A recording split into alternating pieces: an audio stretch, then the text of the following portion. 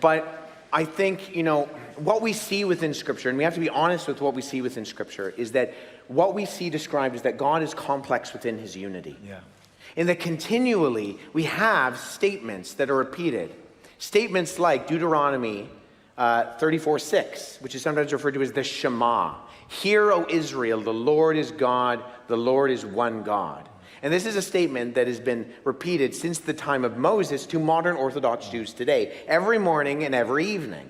Hear, O Israel, the Lord is God, the Lord is one God. And yet, we have these examples of God describing himself in a complex nature, that he's ruling and reigning in heaven, but he is in a physical presence on the top of the Ark of the Covenant, on the mercy seat.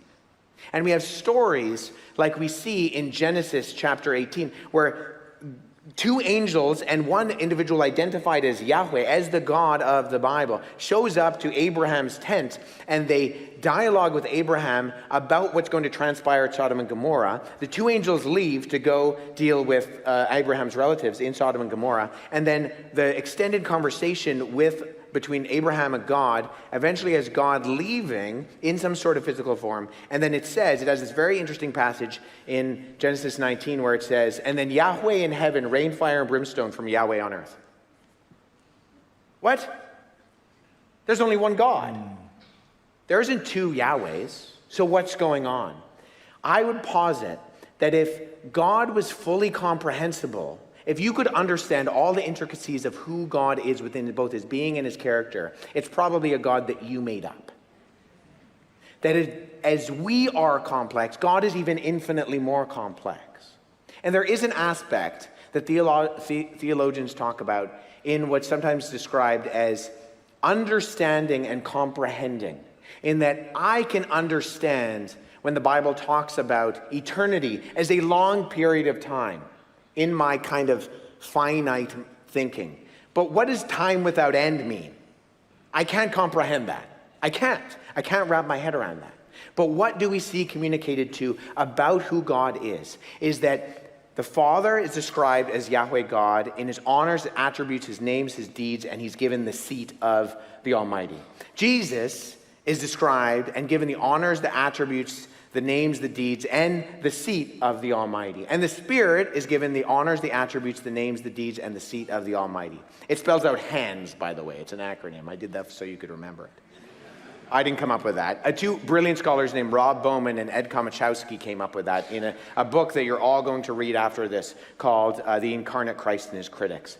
But what we get from that is that we see this happening, the Father, the Son, and the Spirit all being described with those qualities of Yahweh. And so we say, okay, there's one being of God. Being describes what you are. But there are three persons. Person describes who you are. This chair has being, right? It exists. I didn't walk over and say, excuse me, Mr. Chair, can I sit on you? Do you mind that? Right? Because it doesn't have personhood. But it has being. Don't believe me, I'll throw it at you and you can find out. And yet, preacher. Yeah, right. And yet, Dan is a being. He's a human being. But he is also a person. Amen. He's Dan Patterson, right? He is one in being and one in person. And as the creator of us as human beings who inhabit a personhood, I would posit that even in our finite understanding that we cannot truly comprehend, that the God of creation, I think it would merit that he is more complex than that.